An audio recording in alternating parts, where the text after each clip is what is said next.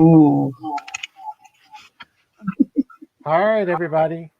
All right. Nice brick wall, Pat. It's almost there. Right? That's not bad, right? No, it's not bad. The sides are a little still, but Yeah, but you still can't we're not. The green screen technology is just not there yet. I didn't even bother putting mine up. Yeah. As you I have can, to upload different backgrounds and stuff. I'll get there. It just, when we're used to doing this. yeah, this is just another test run, just to see. We've had a lot of medical stuff going on, so we haven't been able to do it every other week. Yes, that's what it looks like to everybody else. Let's see where I can get rid of the ticker tape. Amy, your eyes look really, really open. Did I say really? What was that I did say about? really, didn't I? Wheelie, wheelie, wheelie, yeah. They really open. Very big. Very big. Very big. So I have what big eyes I have. I did want to get an idea. I have my laptop Hi, here down, and Brian hooked it up to the main computer, so I have two. So when I look on the computer, I'm not looking at the camera, so I don't know where to look. That's the thing on the my camera's up here, so that's why you see me looking up here. So, and then I'm trying to look at you guys too. It's weird. You're trying to talk to face. You're trying to talk to faces, right? All right. So, right there. What I wanted to do is try to get some ideas. If we have some people, log in on here, give us ideas for topics, because we had some topics, but maybe there's something else that we're not thinking of that people are interested in, and to give us a little time to research. We originally were going to try to do the Ouija board tonight as a last minute thing, and I went on, and the amount of history from starting like the 1100s all the way up. For that, I mean, honestly, for that, I'd try to get Bob Murch on. That's what I said to Pat or Amy. Yeah, I'd try to get Bob Murch. But I mean, I was trying to look for something that's entertaining, that is quick, Well, we can talk about stuff we do with Ouija boards anyway. But I do want to get Robert on, because his stuff, his knowledge surpasses anyone else's. Make a list. So Sue says she likes pendulums and angels as topics. Oh, that'd be good. Angels is a good one. Pendulums is kind of like tough, I think. Angels would be nice. Can you guys see the comments too when people are asking questions? I can. I can. Yeah. Okay. I just didn't know. I just didn't know if I was the only one had the responsibility of reading all the questions or stuff. We are going to do some Q&A, but let's see where we go first. So Dave, don't you read any questions. We're going to let Amy read the questions and feed them to us. Runes. Okay. Okay. Next suggestion for a topic is runes, if you're keeping track. Not my specialty. Well, that's why we get other people on, right? I have my production assistant here. God, I need paper. It looked like I gained so much weight. I did. I gained like 10 pounds with all this. Hey, Josh, you got any suggestions? You are beautiful. You're beautiful. I'm on disability now for a month at least.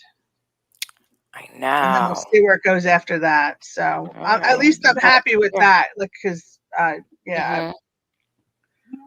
All right. So since we're live on like three different live, networks, let's not talk personal. We're like chit chatting, yeah. Well, how do we find it? So I see comments that, like, I see Josh and Greg. Greg. Hi, Josh. And Josh again. How do we know who's on? Are you the only one that can see how many people are actually tuned in, Dave? When people post, I can see them coming in. I don't know. I think on YouTube, I can't see the total, or they can't comment.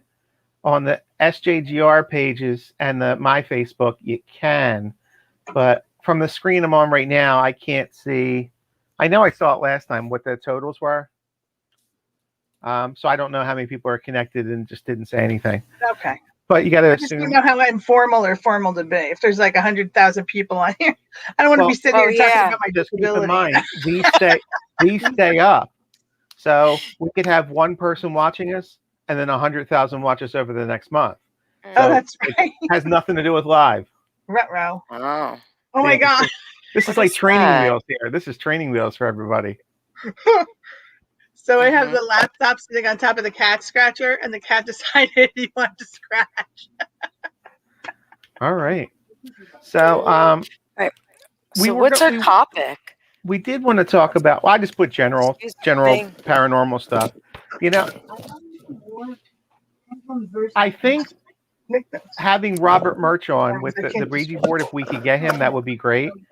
But a lot of questions that people come up and ask, because the three of us do a lot of the negative cases. They're part of Sanctuary Paranormal. So people always ask us at lectures about the Ouija board. And, what do we think of it? What are our opinions on it? And then what do we do when we find people that are using it?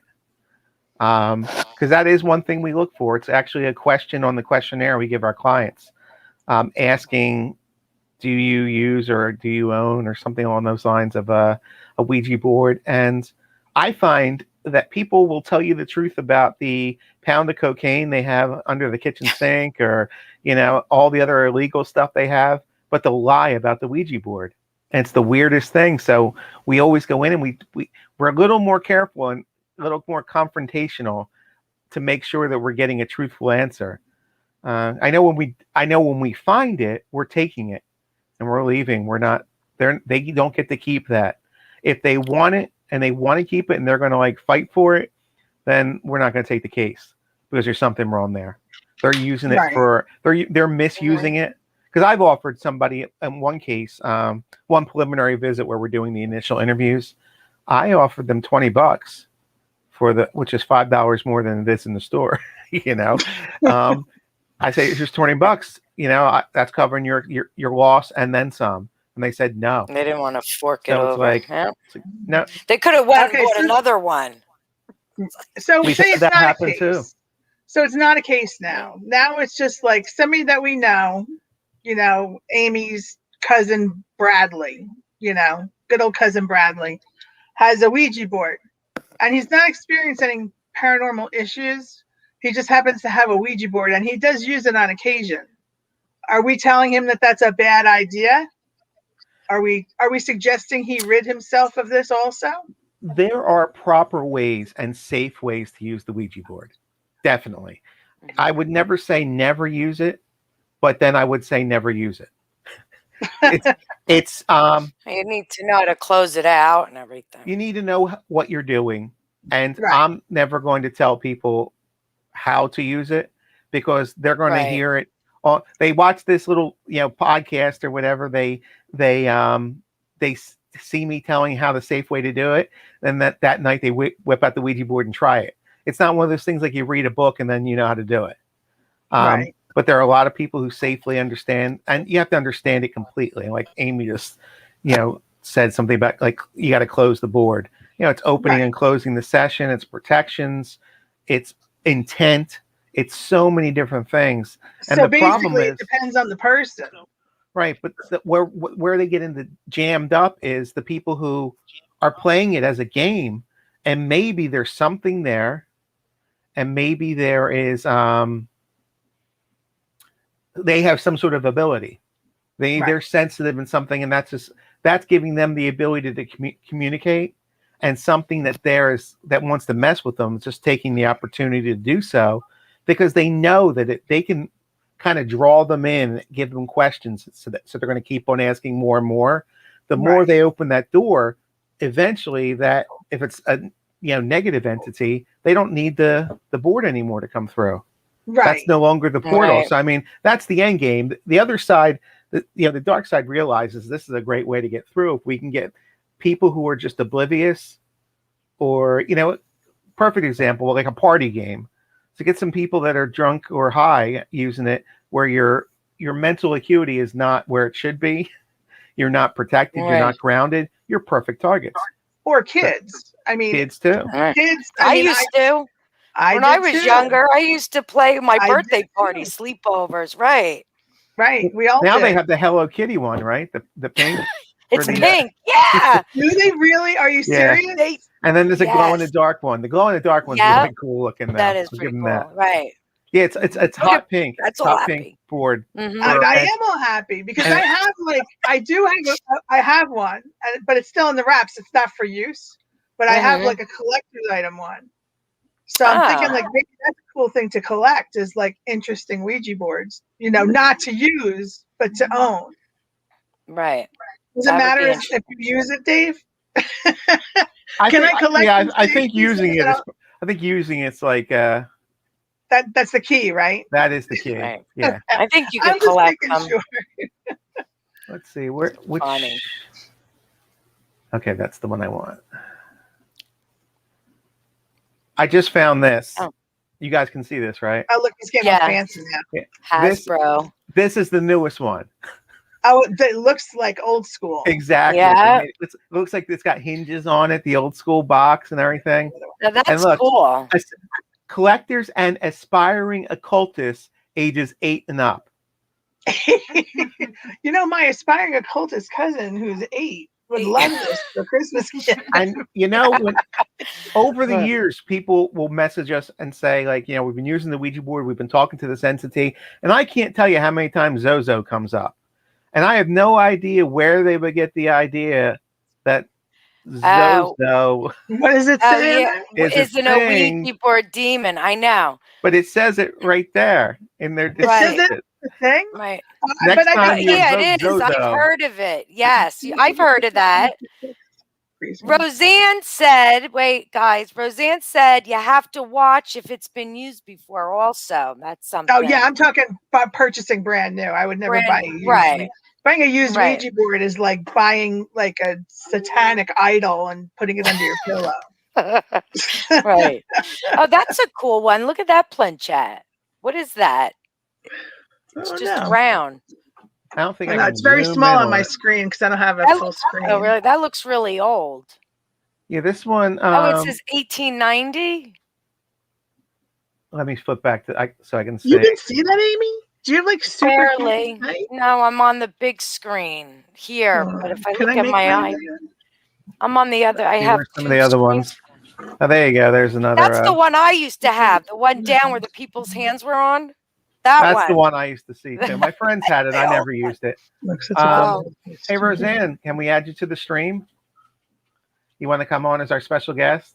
Hi, Janet. Oh, yeah. Oh, Janet? You know, Janet said hi.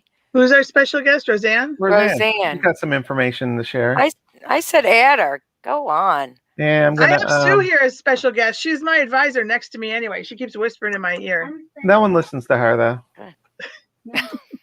Oh, so I listen to you, Sue. I try to listen to her. So Roseanne, I'm putting the link over in the director's chat for you. Look, now it's the most dreaded toy ever created. See, depends on what spin you want to put on it. Yeah, that's it. That's what they're saying. And here's where I was talking about. Let me go over to this. Roseanne said, I don't have info. Yes, you do, Roseanne. Don't lie. She's shy. She's just shy. That's all it is. She's a shyer liar. Look at the kill the goblin thing that popped up on there. That's interesting. Oh, over on the right here? Yeah, that's just a game now. Kill the goblin. All right, let me I don't know why that's still sharing, but there we go. I want to share another tab. They added Microsoft Edge tabs, which is great because it's super easy to add this stuff. Oh. Except I hate Microsoft Edge, but that's besides the point. Yeah, I'm kind of addicted now.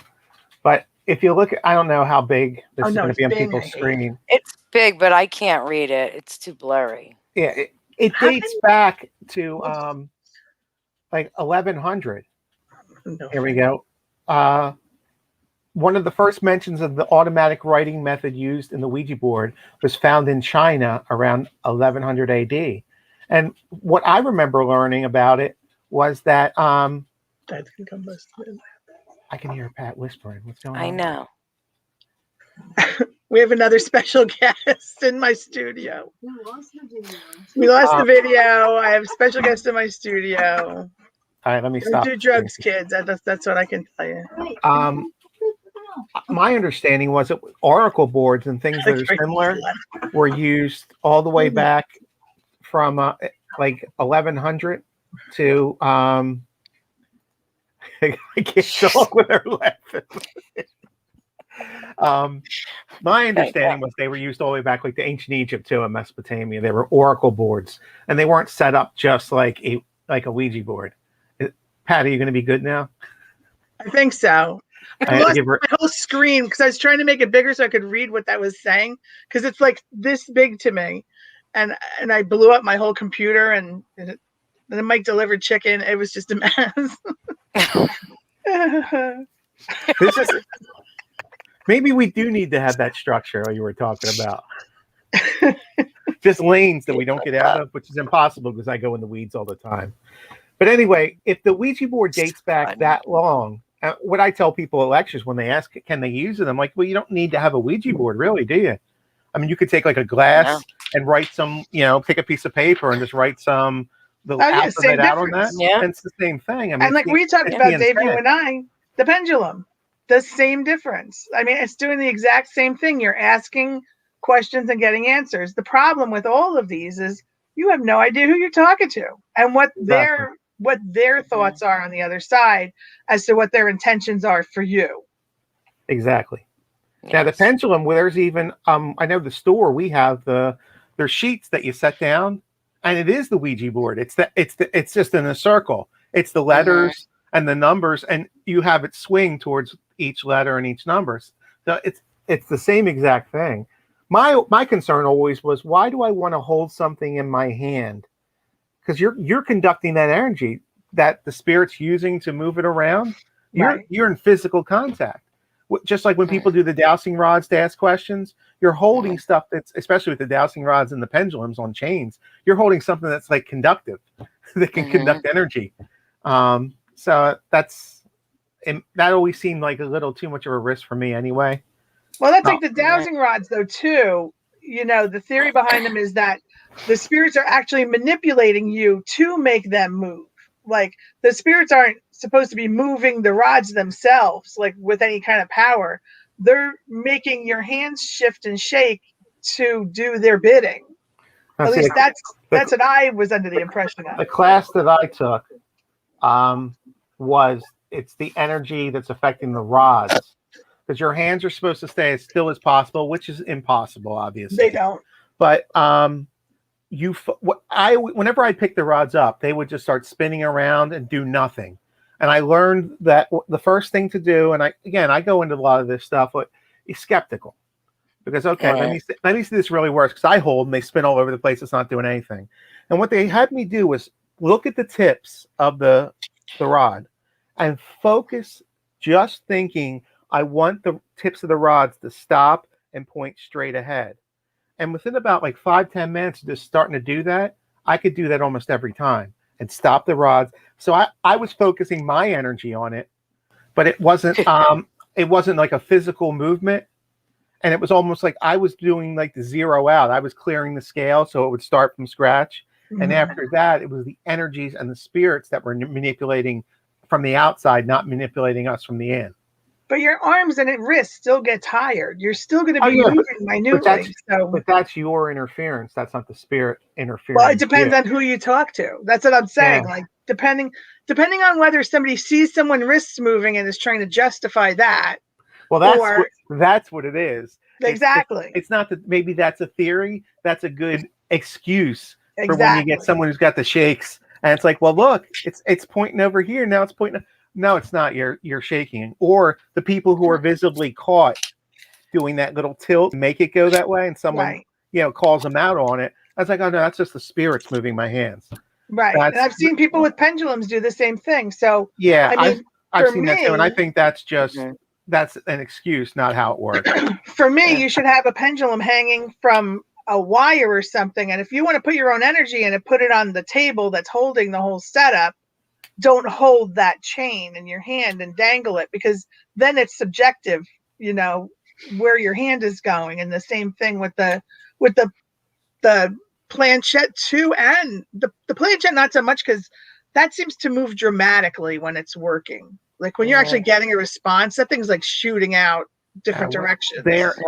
Roseanne said maybe it's a bit of both. There was an explanation about why it was a certain kind of hand movement with everyone's hands.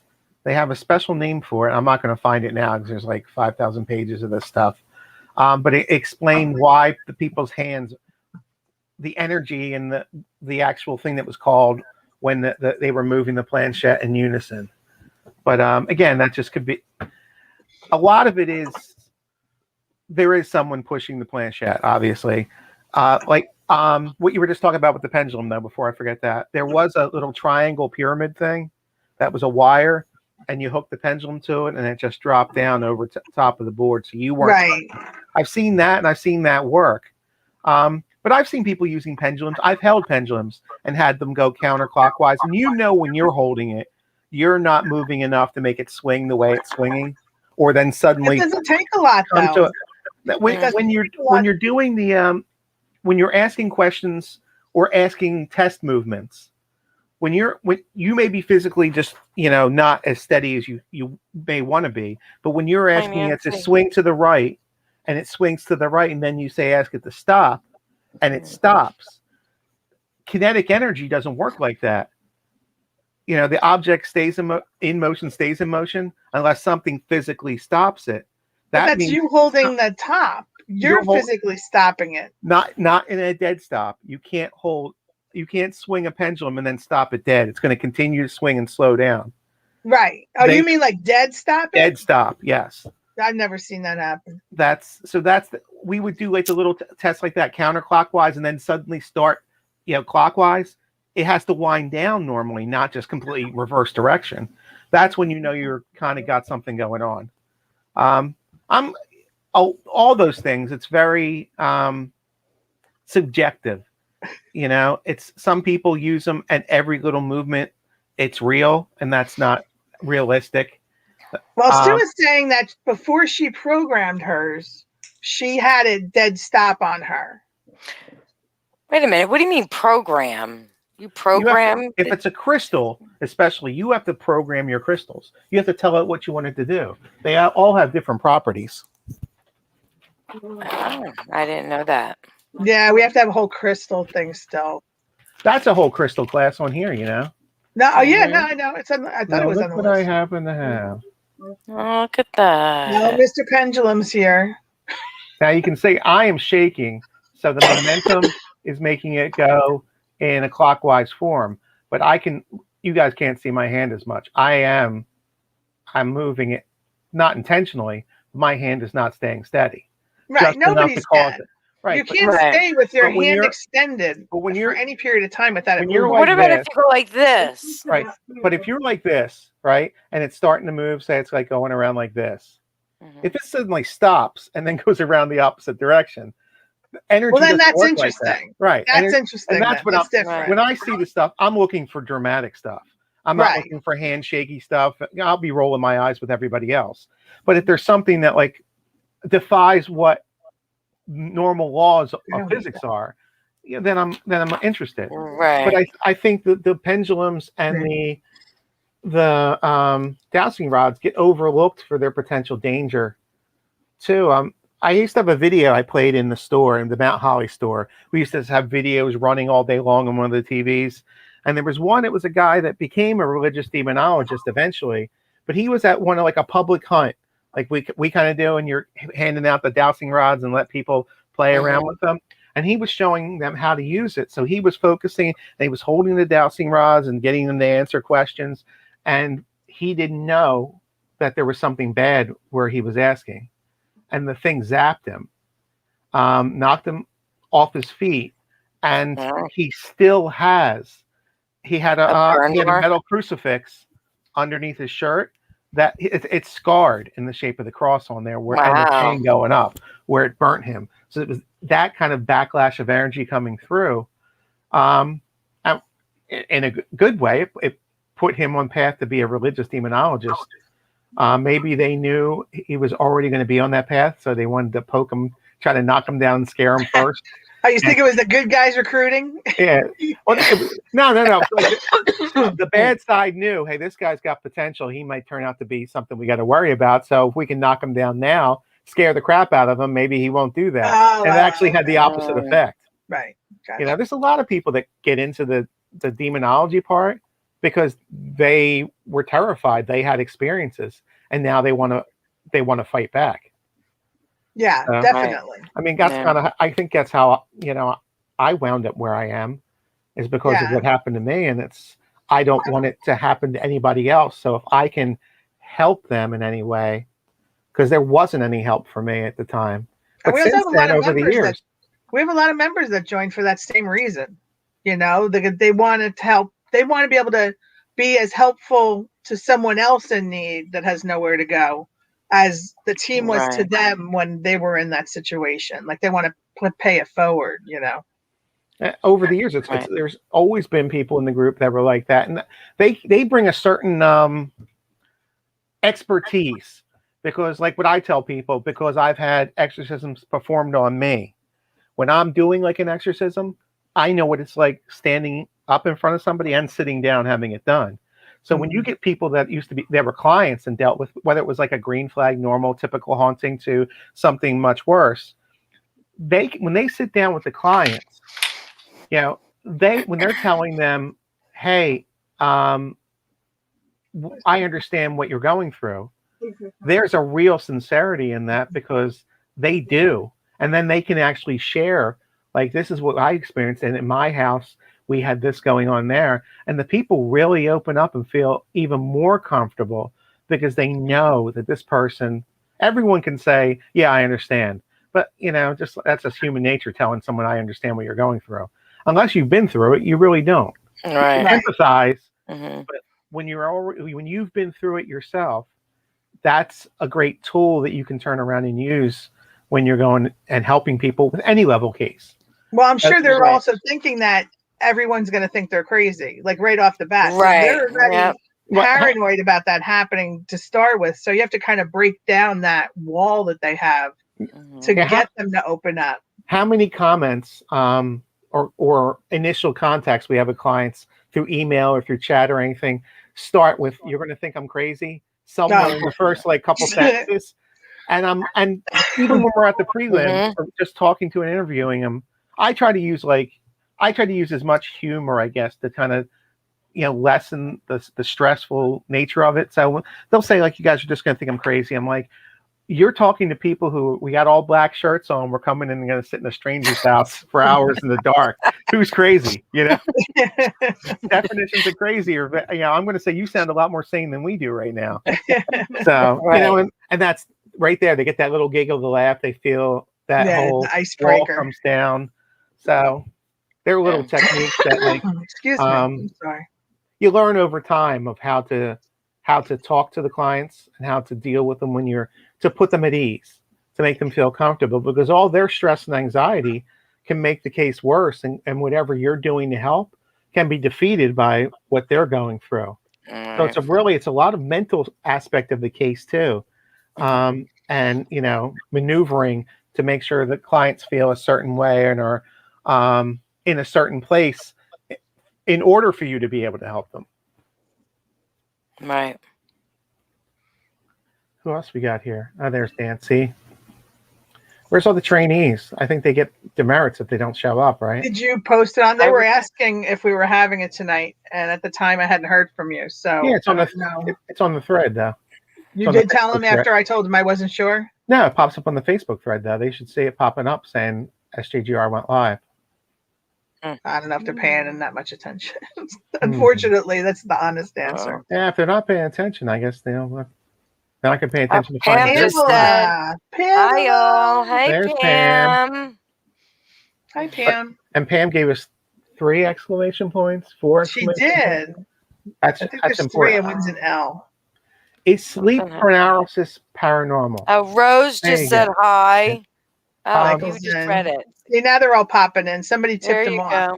Okay, here we go. That's a tip off right there. Rose, sleep paralysis is both. It is what most people experience is you are in a dream state, really dreaming, but your eyes are open. So you're getting input still visually and a dream. So it's an overlay. So that's why people report really crazy stuff. they report being held down and can't move, and you actually can't move. Your body has shut down your muscle reactions so that when you're in that state, you're not flailing about and going to hurt yourself because you're half dream, half awake. So that's why they can't move. So it's definitely like a medical thing that people are aware of. It usually happens to people at least once in your lifetime. Some people have it, more. I've had it about 4 or 5 times. But there is other instances where something similar happens, where a spirit is there, it's holding you down. It's asking the person and getting in really deep of what they were experiencing, what did they see, how long had they been laying down, all different things to kind of guess basically what it is. Is it sleep paralysis or is it something more? I was just going to say what Nancy said. That must be so scary to have sleep paralysis. Like, I would never want to experience. I remember I was trying to scream and, nothing's coming out, and that happened to me, like in a real situation. Yeah. Where really? I was awake and I was trying to scream. That's when I'm to the point that I'm beyond terrified. Like, it has to be something that's like way out there crazy that's got me that scared. That's when I scream and nothing comes out, but a little bit of air might eke out. The one time I was attacked that I know it could have been sleep paralysis except for the end result. Because if you can't move, the thing that you're seeing wrapping you up like a mummy in your blanket and then tying a knot off so you can't get out. You can't tie the knot that's what my dad came in and yelled at me when he finally found me. What the hell did you do that for? I'm like, how did I tie the knot from the outside when I'm wrapped inside? What did he say? Just he probably mumbled something and walked out.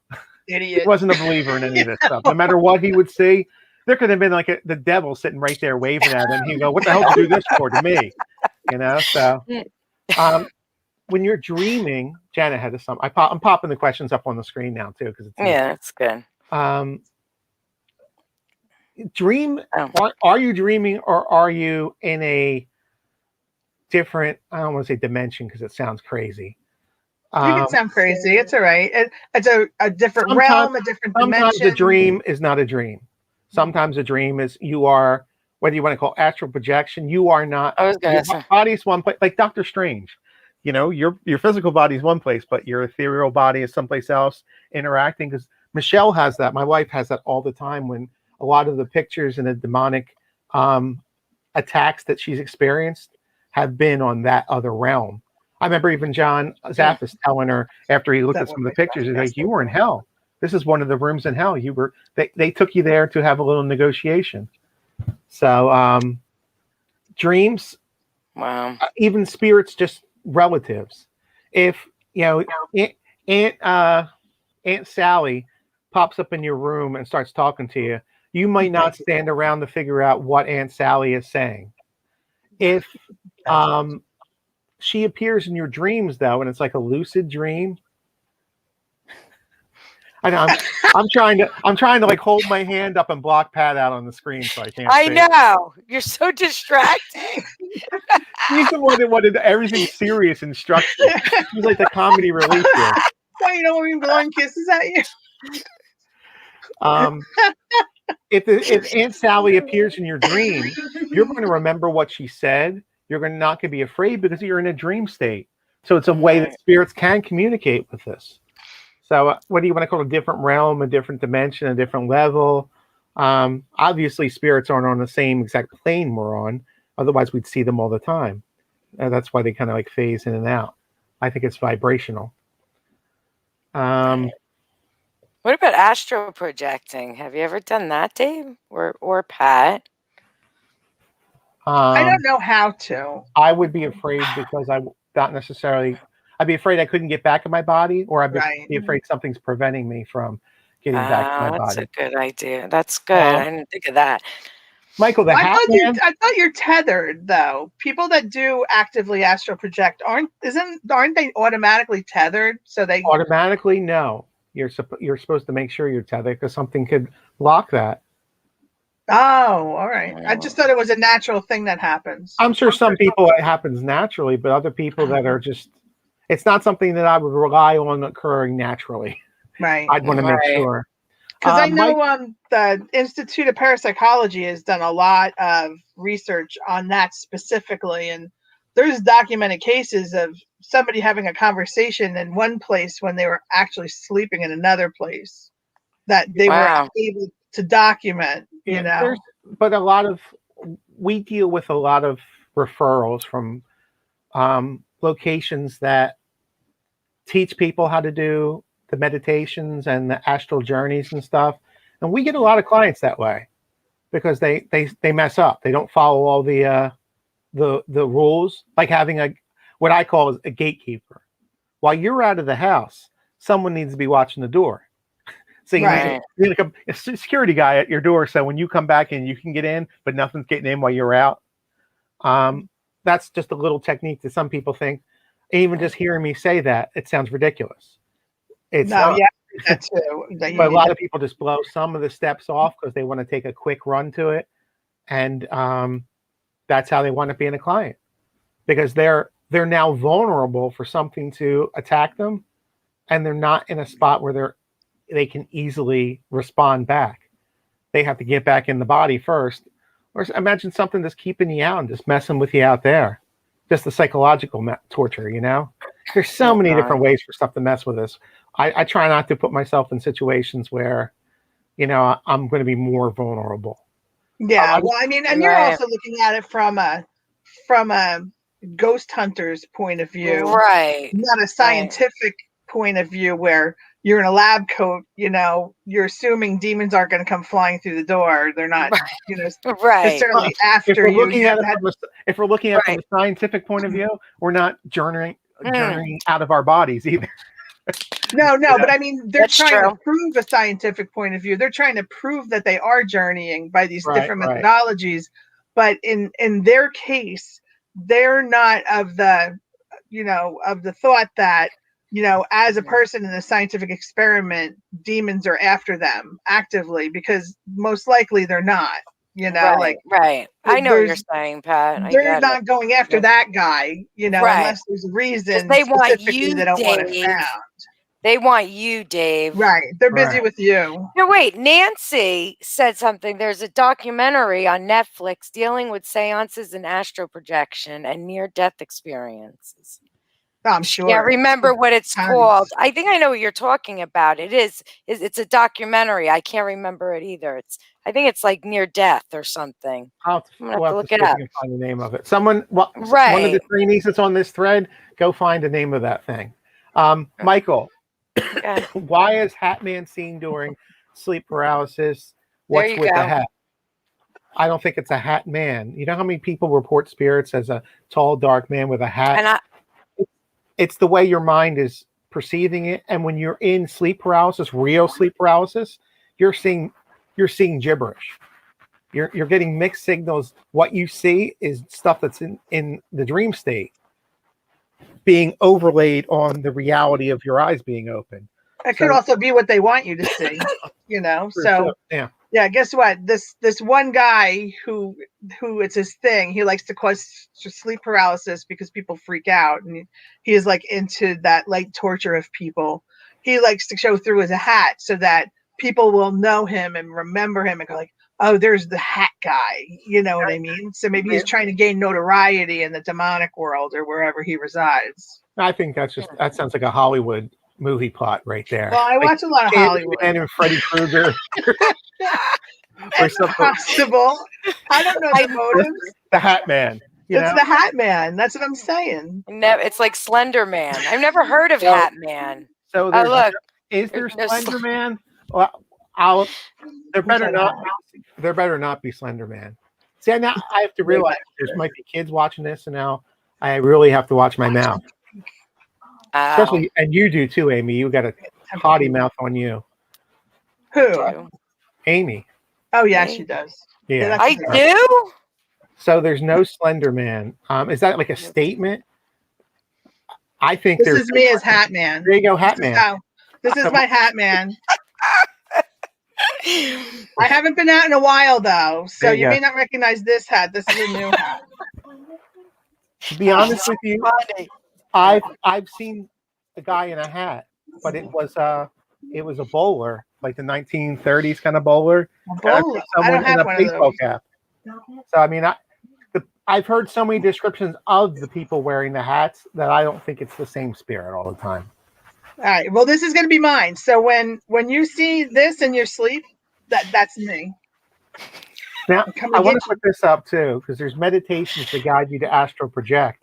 You have to make sure you really, really, really know what you're doing, because if you don't, there's no room for a lot of error. You can bring in a lot of things, not just nasty spirits, but bad energy. A lot of things you could really screw your life up if you make a mistake. So it's like I'm very leery of that, unless you have someone that's like an expert with it that can guide you through it. You take classes or someone that's going to be there when you do it to help. But as you learn, reading a book or just simple things, YouTube videos too will guide you through almost anything. I wouldn't necessarily think that's a safe way of doing it. I would definitely look. Pat's sliding across the screen now. Look at that. She's levitating. Do you guys see that? That was on video. We can play that back. Pat just levitated. I didn't. Do it again, Pat. I didn't do anything. I don't know what you're talking about. No, I think there's something in control of my computer. Yeah. See? It was not me. It's Zozo, right? See? Zozo. It wasn't me. That's not me. These are my hands. Let's see. 1, 2. It's Sue. It's not me. Oh my God. Gotta bring Mike in. So wait, there's that movie on. Did you guys see the movie on Netflix called Behind Her Eyes?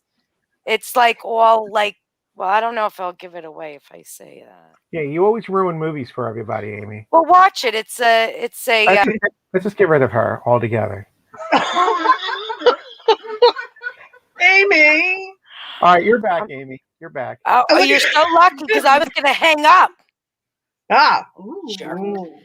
That's right. I like that. I don't know if I like that. I like the smaller pictures. But watch it. It's really good. If anyone hasn't seen it, I don't want to ruin it, but what are we talking about? Look, Rose said excellent movie. It applies to this topic. Thank you, Rose. What movie? Please, it's called Behind Her Eyes on Netflix. It's like a series. I don't know what, 10 episodes maybe. Oh, it's a series. Oh, okay. Can you write that down? I think, right? Yeah. Nancy wasn't on here when we when I showed this one little thing, so let's go back to it real quick. This is where it says collectors and aspiring occultists of 8 years old will like the latest Hasbro Ouija board. And the next time you need to invoke Zozo or some other demonic entity, do it in style. Oh my God. That's just... It's disturbing. So, no, Zozo is not real. Zozo is something that so many people talk about. That's like an urban legend that pops up. Sue says she's buying one just to go invoke Zozo and see what happens. Now look what you've done. That's all right. She knows you're right there. You can guide her through the communications with Zozo. So I'll get the holy water out and the scepter and get all that out. Well, no, when he comes this way, I can banish him and stuff. Banish. So funny. I'm sorry. I was starting to read the things again. I need to stop doing that. Amy's supposed to be checking out the questions when they pop up. Well, you're not supposed to be paying attention to them, so disregard them. I know, but I have to pop them up like this. So when That's right. You know what, Roseanne, you're exactly right.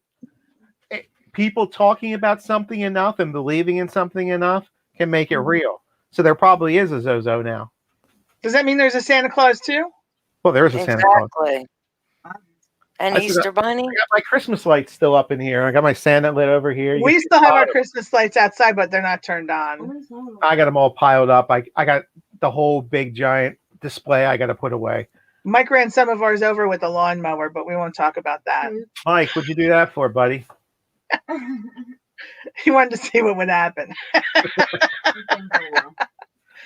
Yeah, it didn't work out well. So I definitely like this point that Roseanne made, because you can actually will things into, when we have people that think they have something bad in their house, but we don't believe it, and we try to stop them from doing stuff because it may draw in something bad.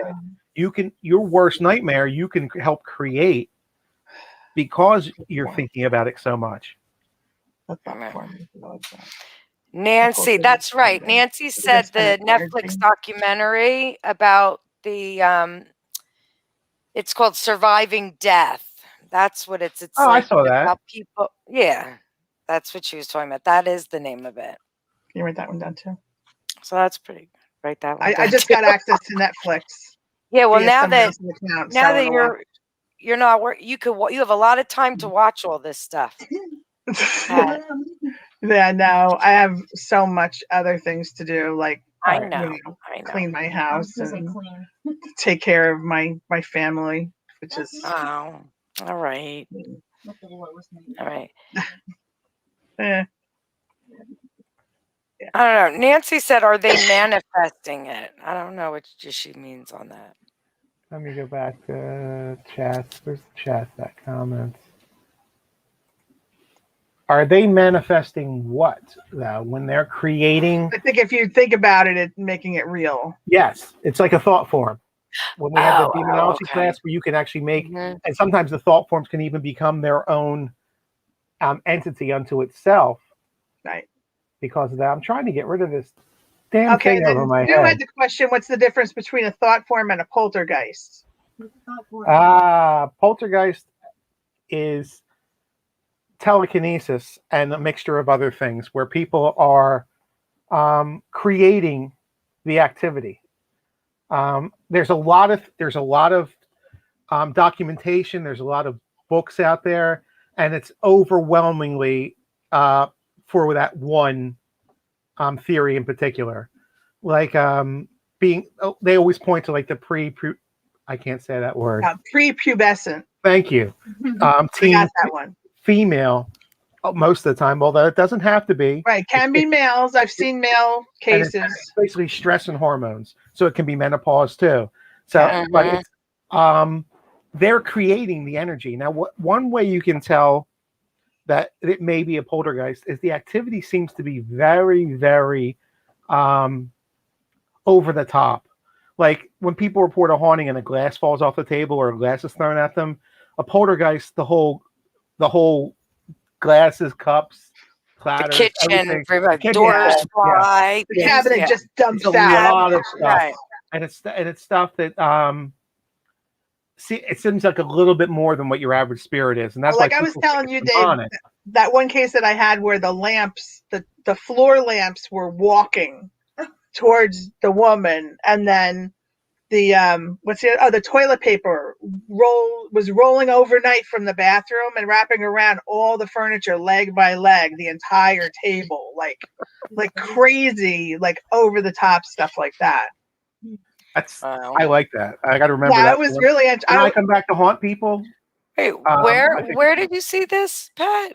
It was a case that I had, and it was actually in Newark, but I never made it to the house because I knew what it was. And then they figured out, because the way you resolve a case like that is that the person who is the agent is what they're called, the PK agent.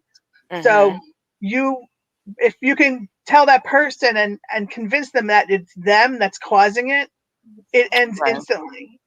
So they were able, the parents, it was a kid, and the parents were able to, talk to the kid and convince him that it was him doing it and prove it to him. And it stopped. So I got the case done before I even made it out there to watch it. I was so mad. I never got to see it. You should have told him that. Should have went out. No. But when you have someone in there that they're the cause, they're the catalyst, by having them leave the premises and see if the activity stops is the easiest ways to determine that. Now that still is not. It's not like these are. they're guidelines, because you could also have a spirit that's attached to somebody. So when they leave, the activity stops too. A human spirit or a demonic spirit. So, but it's another, the amount of the activity, the type of activity, and someone fitting the profile and then removing them and it stops. Then you start adding up enough stuff that you can think, okay, this is what it is. The good news with poltergeist is they normally stop on their own, because the situation with the whatever's causing it, the stress, the hormones, the chemicals, all that stuff, they change and go back to normal. Or people were treated.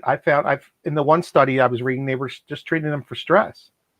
They were giving them, that's interesting. You know, like something. I guess like a Xanax, Klonopin, something along the lines of just to help with that little bit of anxiety. I could see that working, and that worked. That was enough to adjust it out of that area enough that the activity stopped. I could definitely see that working. Well, Janet asked a good question. If you want to put it up there, Dave. Okay, let me get that up there. Let me see comments. Oh. Where's Janet at? Down there. Okay, there we go. Is it mostly women who cause the activity? Definitely. Yeah, and that's only because women have more fluctuation with their hormones at specific points in their life than men. But men have they only have puberty, and it's only when they're getting their little pubes and becoming men and their voice changes, which is like 6 months. Girls go through puberty from the age of 11 to 21 at least, and then menopause. Right. Primarily the overwhelming amount of people, the majority of the cases, let's say majority of the cases, not overwhelming amount, majority of them seem to be like the preteen female. But there is a lot of other people out there. So I mean, if you don't see a preteen female, you can't rule out poltergeist. You have to look at everybody else. Right. Sorry, there's something creeping around behind me. It's kind of I was checking to see where the cats are. It's probably one of them. It's a ninja. Oh well, I didn't know I could do that. What'd you do? This made it all full screen. I can see things much more clearly. Boy, I'm really dark, aren't I? You look very dark though, because you are full screen. It's a dark screen. That's right. When I do that, when I exit this, it adds more light to it, right? He's in charge of the whole No, I know. He's the only one that has guest abilities. Who froze? Which is dangerous, Pat. I don't know. Maybe just for me, she froze. Yeah, okay. Oh, I froze? Which is dangerous for Dave to have control. I know. I have to have I know. Well, I try to wrangle it away from him, but you know him. Hey, you can do this. I don't care. Starts scratching and kicking, and it's scary. What we asked in the very beginning before a lot of you logged on was, were there any suggestions for upcoming shows where we can actually have a topic we're going to discuss for 60 minutes, or something where we're going to bring guests in, but we're kind of waiting to want to make sure we get all the kinks out and all the tech problems we're going to have. I wasn't going to say that. See, watch. Tech problems gone. Oh. Try to get that away from you. So you guys have any questions or any ideas for cases that you would want, or shows that you'd want us to cover? Anything else that you got? Because he's writing them down too. Topics. I have my assistant here. Susan has enough input on this already. She needs just to sit down. Haunted objects. Tell her to get behind the brick wall. Oh my God. Janet said, I like that. I like that one. And I got two people. I want to understand. Two people I know. Here we go. Roseanne said crystal. I want to know. You know what I'd like to know more about? I'd like to know more about Wiccan practices and the differences between Wiccan practices and Christian practices. Oh, that would be very interesting. Where the main differences are, because I feel like I know a lot about Christianity, but I don't know a lot about Wicca. And I know we have Wiccans on the team, and then my assistant here next to me is also a practicing Wiccan now. The golden rule. The golden rule is the same amongst all the major religions. It's basically do no harm, but do unto others as you'd have them do unto you. It's the same thing for all the religions. They just word it in a different way. Right. So there's more similarities than differences. Yeah. Well, I know, and that's why I'd like to explore that a bit. I mean, exploring that for an hour, I think is, minimal. Yeah. I don't know. Anything else? Yeah, crystals we had on the list, Roseanne. I know that was on our original list. There's locations, people that are owners of haunted locations. There's a couple that I know that are willing to do the show, do interviews. It's basically like a plug for their location too. But it's better to get you're getting the information, the historical information from someone who's actually there. Right. So, yeah. I have some good ideas right now because we're trying to bring the Shadowlands back. It's been 27 years since it was founded. It was the very, very first paranormal website. I remember we were going to do a web show on this too. But before we do it, the reason why I said I didn't want to do it yet is because I have to make sure Tina's okay with it. And if Tina wants to be on it, because it's me and her that did Shadowlands. So I don't want to just do it all on my own. She did the heavy lifting. I did the easy work. So, let's see.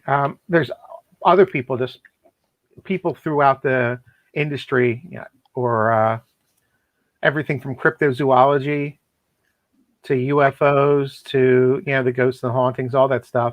I'd like to cover all that. Are you looking at our guest list that I came up with already? No.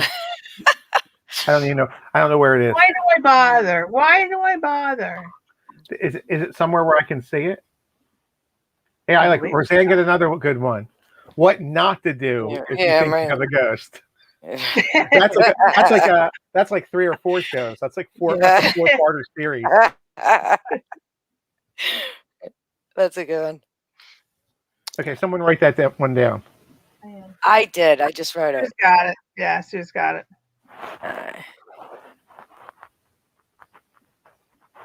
I like when people tell me when you were supposed to say, not when you were younger, you're supposed to say, when I was little, I remember reading the Shadowlands website so that I can curse you out in my mind.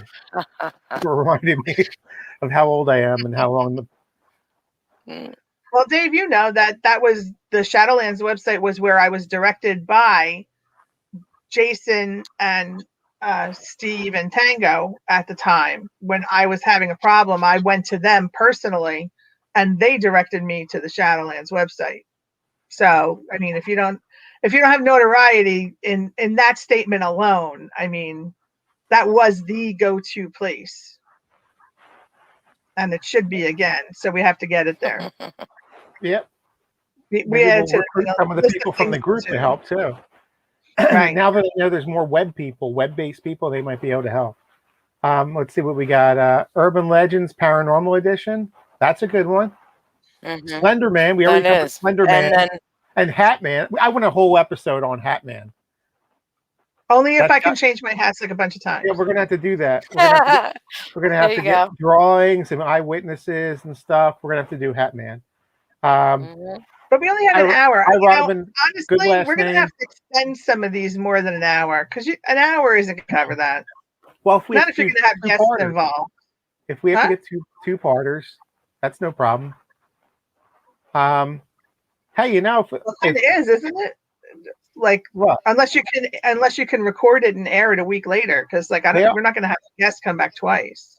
No, they are all going to be. All this is recorded, and it's also on. Right now, it's going to the store YouTube channel, so it's there forever. And on Facebook's, you can save the videos, the broadcast, and on the StreamYard where I'm broadcasting from, it saves these too. So we have all of them. Let's see. Mike's offering. For hats, because I guess we should have reenactors, right? Acting out the different Hatman scenarios. Well, I have the cats here too, and Sue for that. Michael can be like a consultant for the episode because he can help with. He brought up the whole Hatman thing, so he must have more knowledge than we do.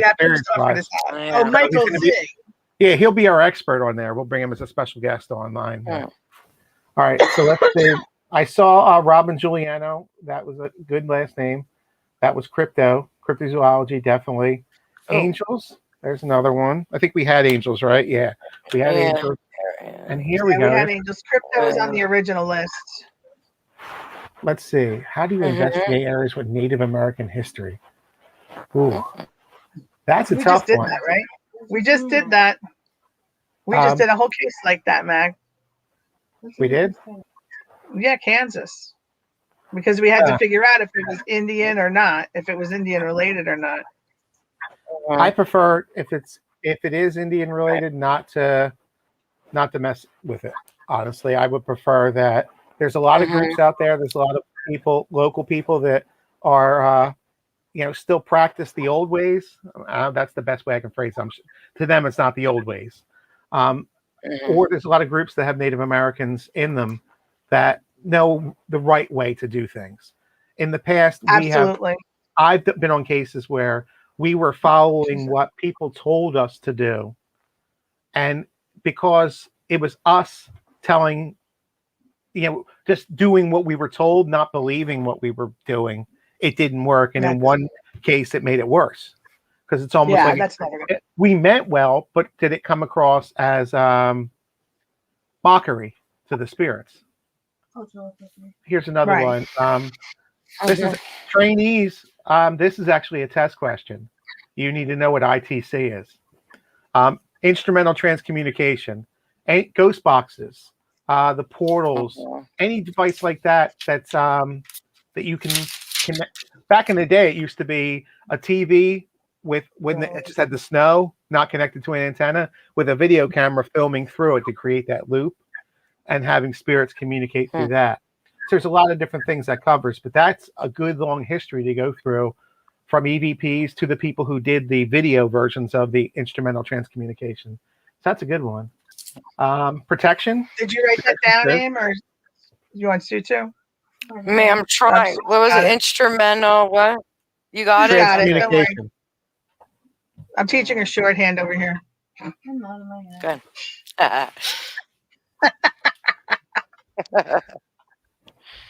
She's blowing up my one up there. Urban Legends of New Jersey. That's not a bad one. Well, I think it was Urban Legends of the Paranormal. Yeah, there was one that said Urban Legends of the Paranormal, but making it narrowing it down. We are a Jersey. I mean, I lived my first 30 years in New Jersey, so I'm still New Jersey in heart. I've lived there longer than I lived over here. Well, honestly, so if we're looking at urban legends, I would rather take the slant on an urban legend instead of just going through the explanation of what the urban legend is. No, how would you debunk, how to debunk an urban legend, or how to prove an urban legend. Like, I know there's that one where, the kids pushed the car across the train tracks and, left their fingerprints on the trunk, and you can powder your trunk and you'll see the fingerprints come up or whatever.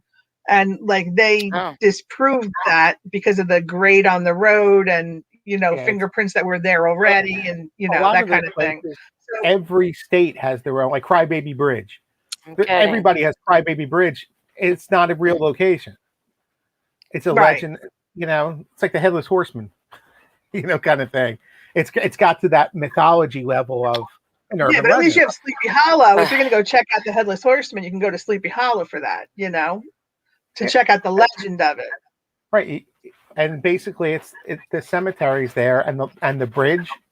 The cemetery's there where the author who wrote it is buried, and the bridge looks like it's been there for about 40 years. So it's like, right. Again, it's just playing. No, I know, but I'm just saying, my interest in covering urban legends isn't just rehashing the urban legend and having a flashlight under my face. I'm not into that. Hey, I want to do something with that information. Aubrey, we have if you have a question, just we're more than happy to answer it. Basically, this is kind of like a Q&A and brainstorming session to get all the kinks out of the show, but we're also trying to get ideas of what we're going to do for future shows. So if you have a question, just having the worst. Just ask. You ready? 19%. Roseanne's being smart here for the trainees. That's a wink, wink, and she got the tears of laughter, motion sensors. I don't think doing a show on how motion sensors work are going to help any of the trainees for the test. No, because we're almost done anyway. I got 19 minutes on my battery. That's what I'm talking to Sue about. Oh, we went over 9 anyway. Yeah, I know. It goes fast. That's why an hour for us is like nothing. We're just getting cranking in an hour. Right. Let's see. Do's and don'ts when in a cemetery. That's a good one too. Cemetery protocols. And that's more about respect than anything else and understanding. Well, I think it's do's and don'ts, but understanding the reason why cemeteries are there, the monuments, the meanings, and what we can learn as paranormal investigators from them. Mm-hmm.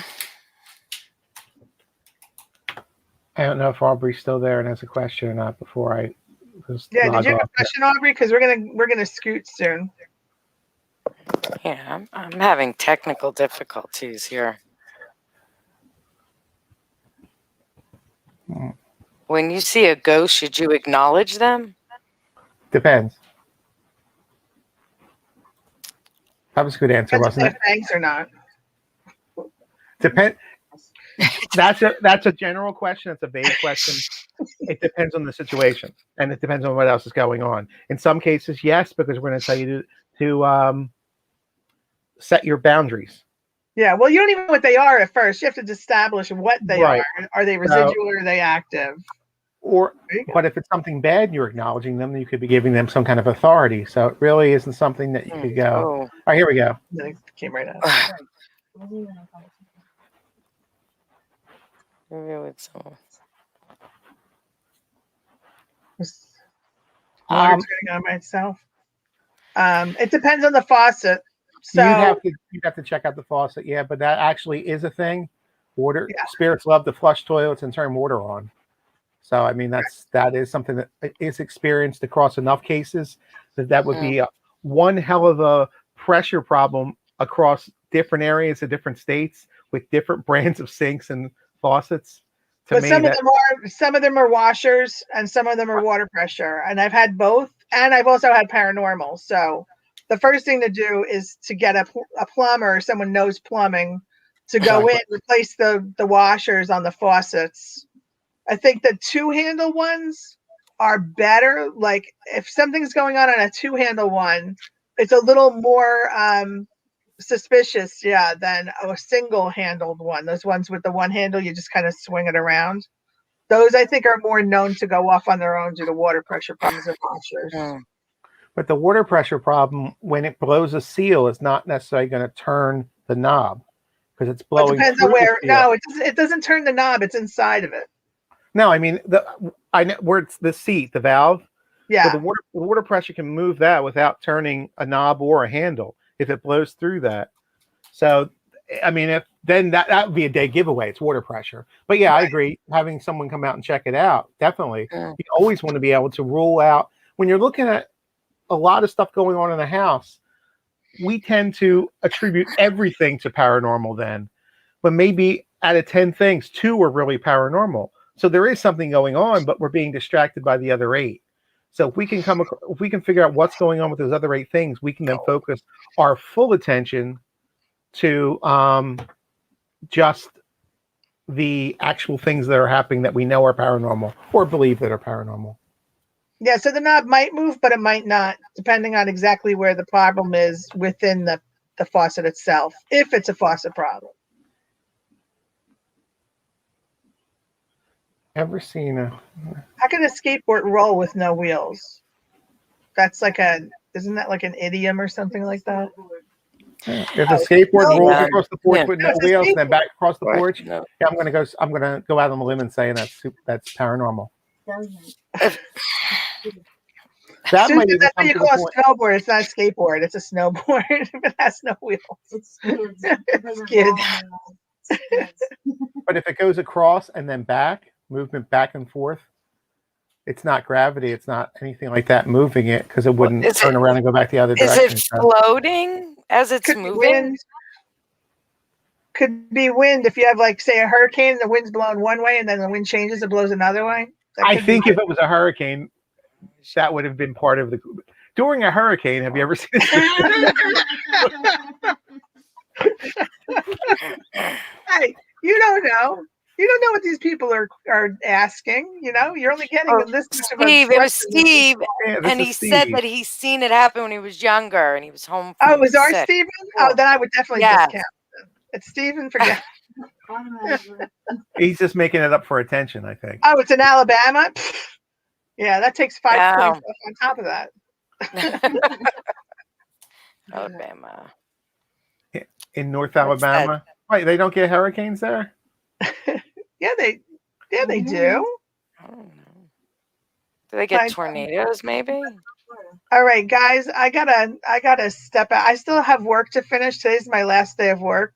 And, we're normally gonna do this for an hour, so we've already gone over by 13 minutes. So yeah, I just don't like to be the one to put the damper on it, but I really do have to roll tonight. Nope. All right. I get it. Thanks everybody for coming in. Thanks everybody. Thanks for tuning in. We love you guys. Yeah. I hope you had fun. Yep. Bye. Bye.